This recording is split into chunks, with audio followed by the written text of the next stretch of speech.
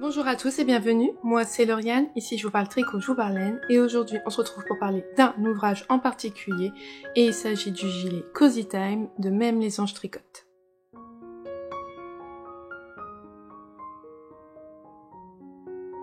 Je vous montre ma version. La voici.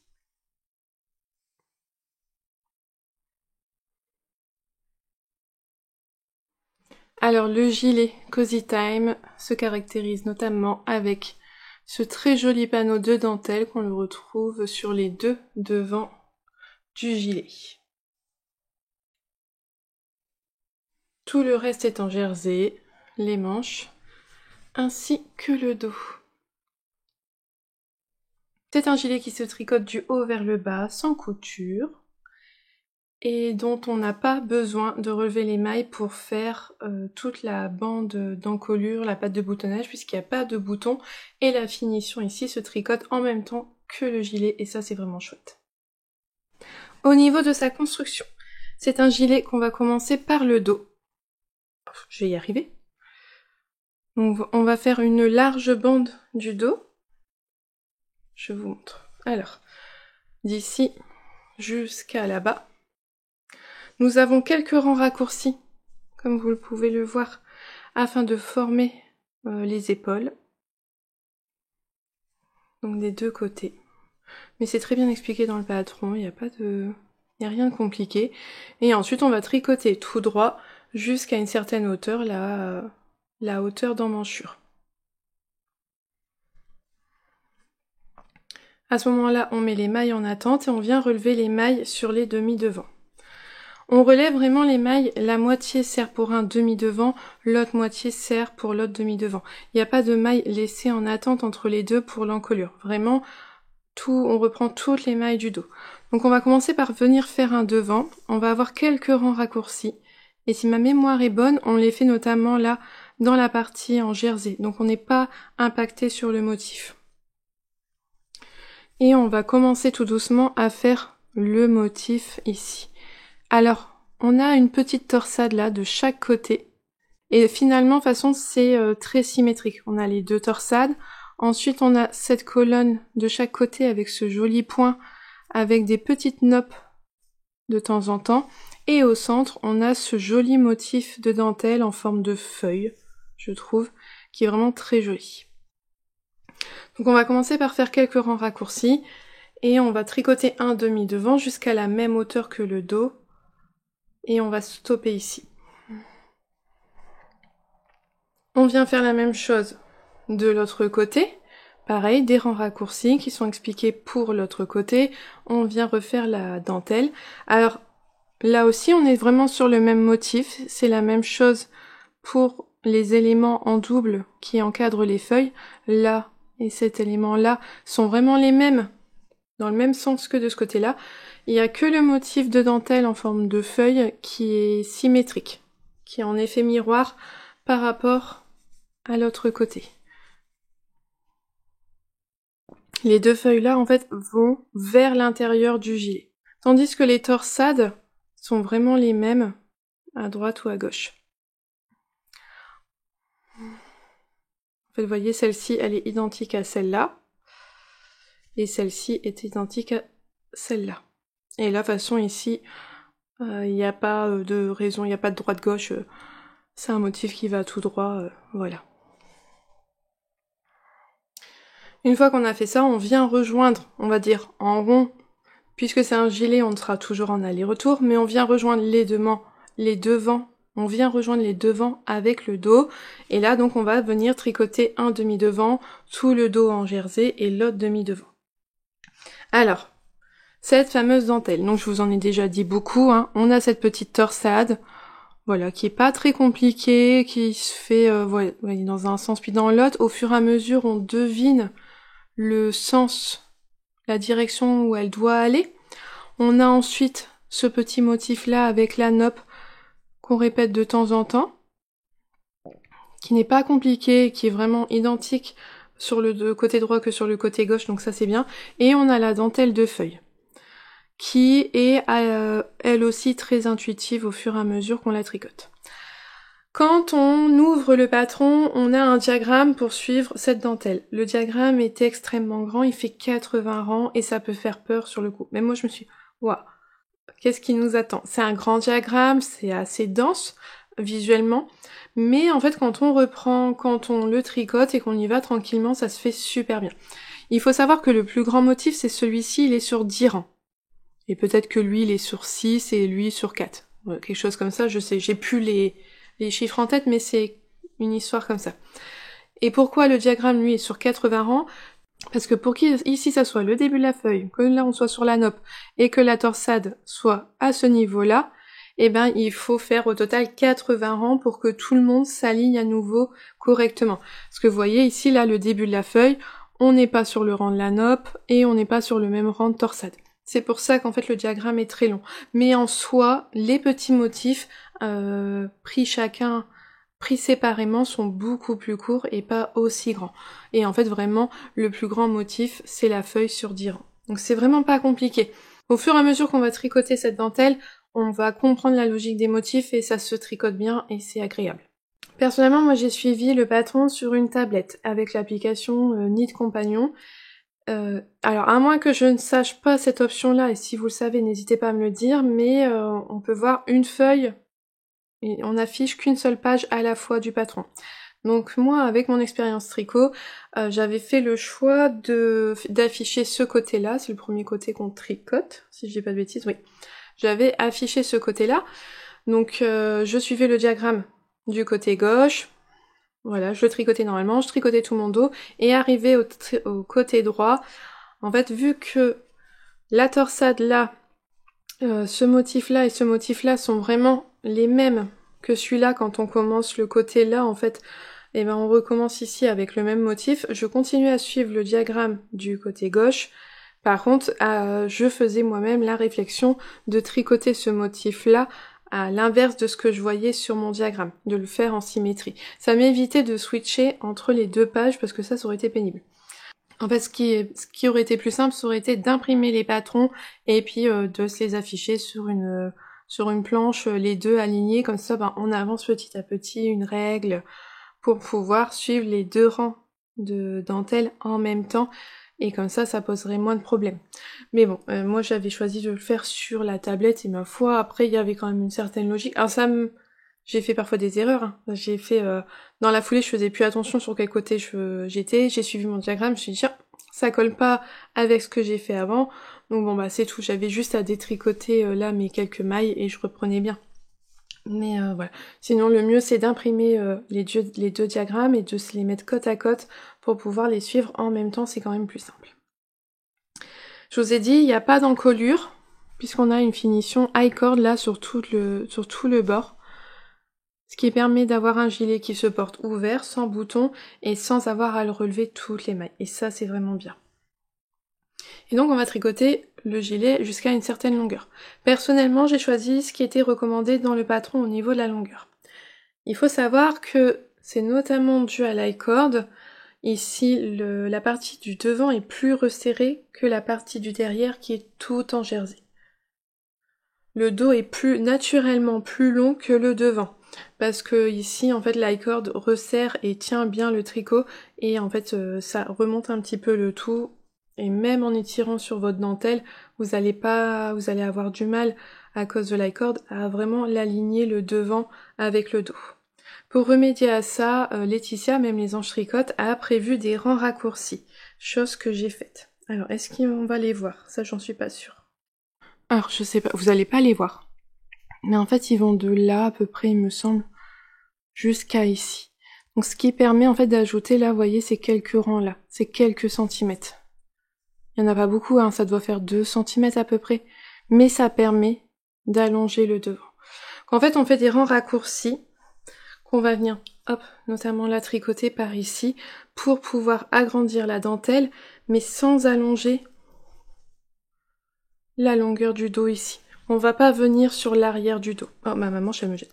Voilà, on va pas venir sur l'arrière du dos, on va vraiment rester sur le devant, ici, dans cette zone-là, donc notamment pour faire la dentelle et on va venir un peu ici allonger quand même, hein. Les rangs raccourcis, on les fait vraiment que dans la partie jersey, donc là aussi ça augmente un peu, mais vraiment on touche pas au dos. Et on fait la même chose de l'autre côté. Ce qui permet d'avoir un gilet, hop, dont les devants sont à la longueur du dos, vous voyez? Mon devant est à la même longueur que mon dos, et je suis vraiment contente d'avoir eu cette option-là, vraiment. Une fois qu'on a fait tout son corps, on vient relever les manches. Et donc ce sont des manches avec diminution et avec un peu plus de diminution au niveau du poignet. Et on vient faire des côtes un semi-torse. J'ai fait un rabat à l'aiguille. Non, j'ai fait le rabat qui était conseillé dans le patron, si je dis pas de bêtises, et c'est le rabat de Xiaowei Design. Et voilà, donc le gilet cosy. Il a vraiment été très agréable à tricoter. C'est une dentelle qui demande un peu de concentration, hein, forcément, on ne peut pas tricoter ça sans la regarder, il faut être attentif à ce qu'on fait, mais c'est pas des points compliqués. La nope qui est proposée dans le patron, elle est petite, elle est simple à faire, il n'y a pas trop de manip, elle se fait bien. Alors chez moi, elle se ressort pas énormément, ça fait... Là, si je vous le montre de près, ça se voit bien, mais vous voyez, celle-ci, eh ben, elle est pas ressortie. Elle se voit pas bien. Mais bon, je les ai quand même toutes faites. Même si c'est pas fort voyant sur ma version. Mais ouais, non, j'ai beaucoup aimé tricoter ce gilet. Hop, je le mets pour que vous voyez ce que ça donne porté. Donc voilà. Donc comme je vous ai dit, un gilet qui se porte ouvert, là qui colle bien au cou, puisque vraiment les deux devants se rejoignent dans le cou, donc ça laisse pas de jour, ça se met bien là, et ça se positionne vraiment très bien. Et voilà ce que ça donne. Donc j'ai un petit peu d'aisance, hein. Il se porte avec un petit peu d'aisance positive. Les manches, on est très bien. Même si elles sont, vous voyez, il y a des diminutions. Là en dessous, j'ai quand même un pull avec des manches ballons. Et donc j'ai quand même pas mal de tissu en dessous. Et franchement, ça se porte bien et c'est agréable. Au niveau des manches, j'ai suivi la recommandation du patron au niveau de la longueur. Et j'en suis vraiment contente. Pour la longueur du pull, il m'arrive en haut des fesses. Donc voilà ce qu'il donne.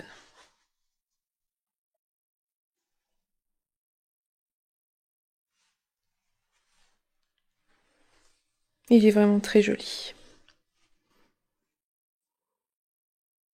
Et vous voyez, la bande de dentelle est assez large, hein, et prend vraiment bien tout le devant.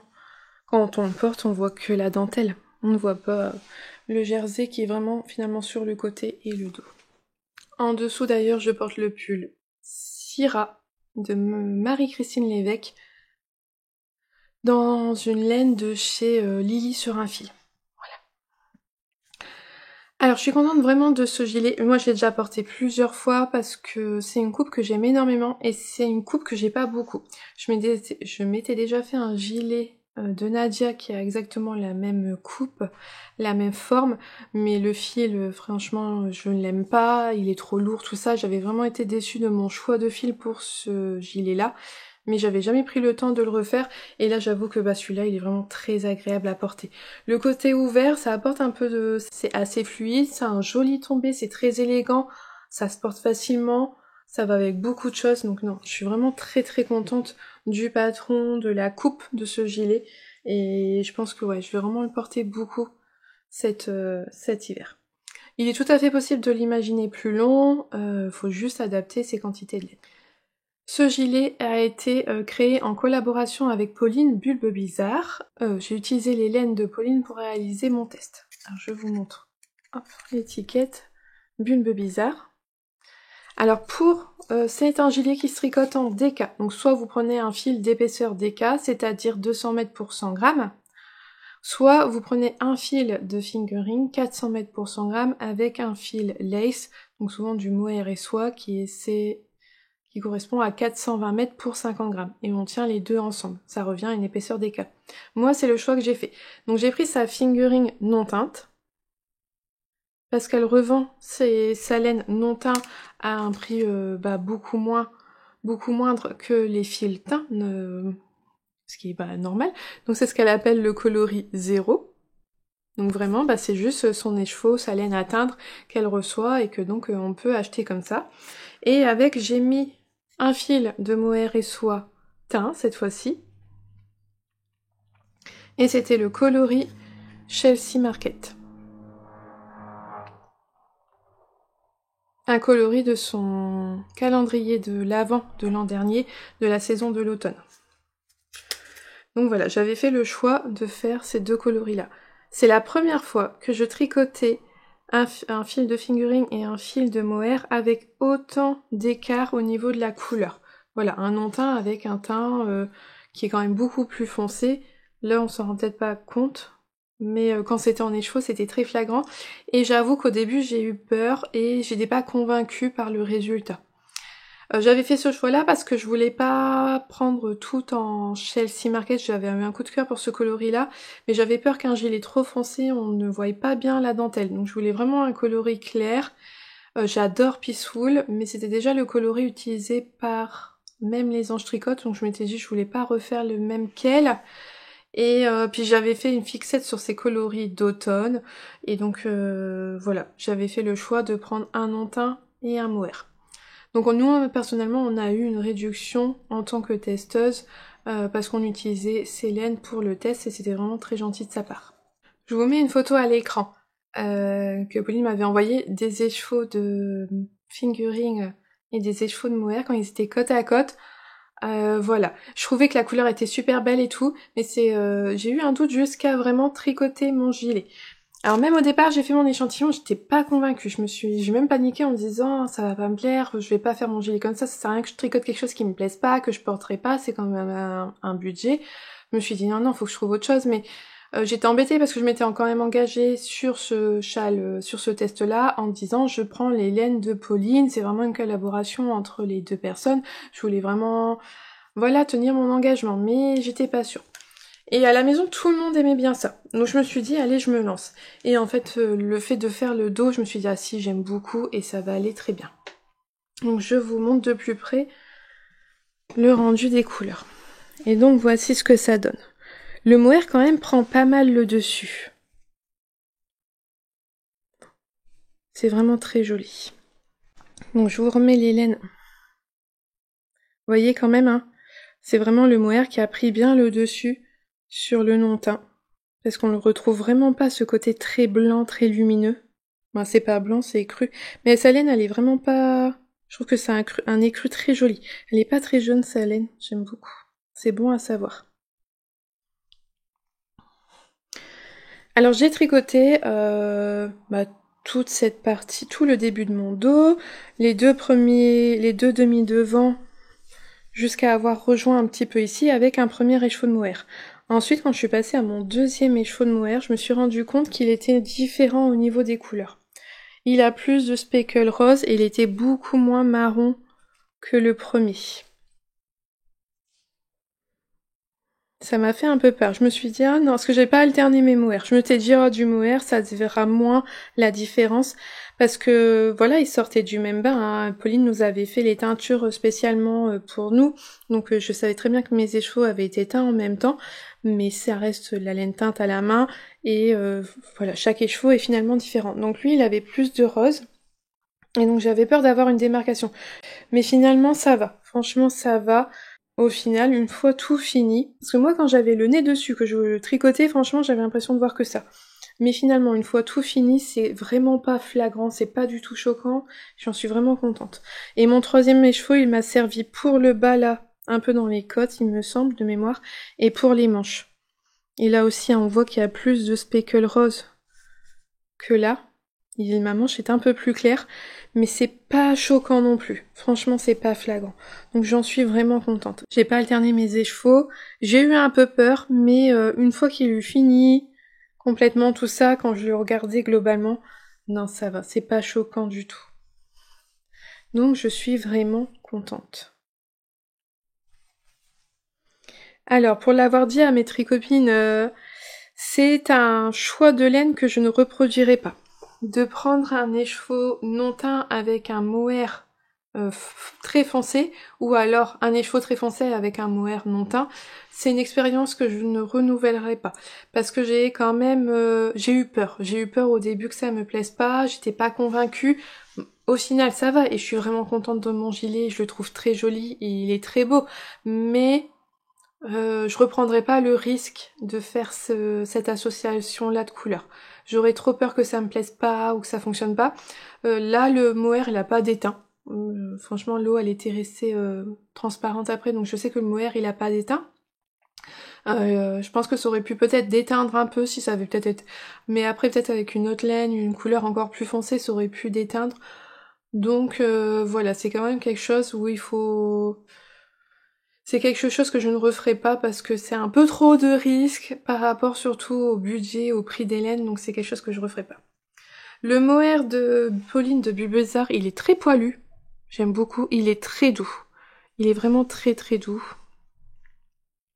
Il est très agréable et sa fingering est vraiment douce et ça je le savais déjà, je l'avais déjà tricoté avant. Donc voilà pour le gilet Cozy Time. Et il porte bien son nom, quoi. Il est très cosy. Très très agréable à porter. Très agréable à tricoter, mais encore plus à porter. Alors pour ma taille à moi, j'ai utilisé 3 écheveaux de fingering, 3 écheveaux de mohair. J'ai des petits restes. C'est indiqué dans ma fiche Ravelry si vous voulez voir précisément les quantités exactes que j'ai utilisées. J'ai fait la taille D, si je dis pas de bêtises, c'est-à-dire 110 cm de tour de poitrine. C'est pour ça que j'ai un petit peu d'aisance dessus. Le prix du patron, au moment où je filme la vidéo, je ne le connais pas, donc je vous le mets à l'écran. Comme ça, vous le savez. Sachez que les patrons de Laetitia, de Même les Anges Tricotent, sont moins chers sur son site personnel. Parce que, étant auto-entrepreneuse, elle n'est pas assujettie à la TVA. Et donc, sur son site à elle, la TVA n'est pas appliquée. Par contre, sur Ravelry, il n'y a pas de choix, il y a la TVA plus les frais de Ravelry. Donc sachez qu'il n'y a pas forcément un code de promo au moment de la sortie du patron, mais son patron est moins cher sur sa boutique à elle que sur Ravelry, et en plus vous pourrez certainement payer par carte bleue. Au niveau des laines, donc les écheveaux non teints chez Pauline, elle les revend à 15 € l'écheveau, donc c'est vraiment un bon compromis pour amoindrir le coût de son ouvrage. Les écheveaux de mohair sont à 90 €, sont à 30 € chacun. Donc ça me faisait un total de 135 € pour mon gilet. Et nous, on a eu une petite réduction dessus. Alors vous pouvez très bien le faire avec, par exemple, la Flora de Drops avec du kit seed de Drops. Ça vous permettra de réduire complètement le prix de votre gilet.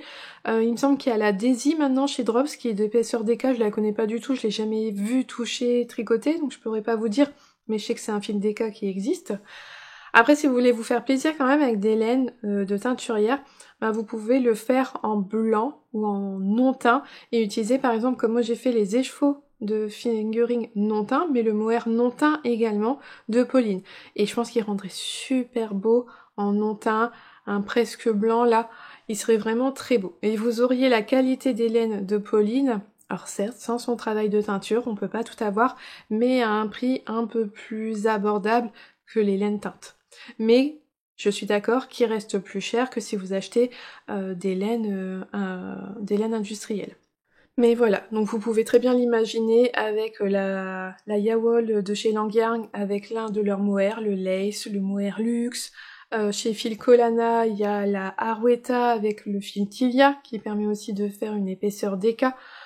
Et voilà, il y a pas mal de possibilités, je pense. Après, en termes de DK, de fil d'épaisseur DK, j'en connais pas énormément. Moi, ayant vraiment une préférence pour tricoter un fil de mohair avec un fil de fingering. Et donc voilà pour le Cozy Time, qui a rejoint ma garde-robe et que j'aime énormément. J'espère que cette petite vidéo vous aura plu. En attendant, je vous souhaite une belle journée ou une belle soirée en fonction de quand est-ce que vous la regardez. Et surtout un bon tricot. Et je vous dis à bientôt. Bye!